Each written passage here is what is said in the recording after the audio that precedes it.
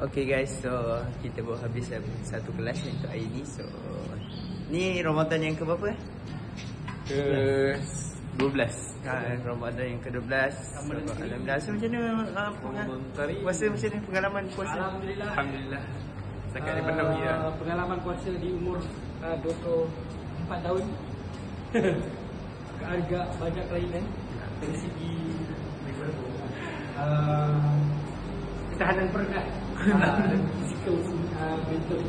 Kita tak seperti macam tidur, kita rasa kita nak makan. Sekarang kita lebih matang. Mantap. Sebab apa? Sebab kita banyak kerja, kita banyak urusan. So lapar tu kita dah lupa. Betul tak? Betul. Kita dah busy dengan So kehidupan. apa perubahan daripada Ramadan yang lepas yang dah buat? Perubahan daripada Ramadan yang lepas adalah apa?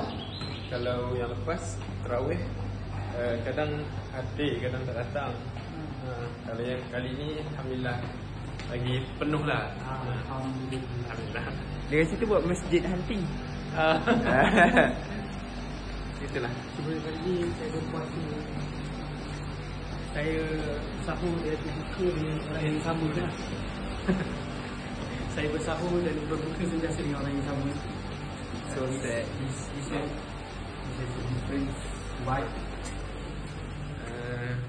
Dan masih menanti bilalah nak berbuka dengan bakal isteri. Oh, wah. InsyaAllah, dan Allah pasti jodoh tu boleh sampai pada waktu tepatnya. Betul tak? Wih, cerah. Masya-Allah. Sekarang ni cerah. Petang kan hujan. Ya, ada hujan. Rotan kemah tu. Okay, so habis itu saja kita punya podcast kita. Bye bye.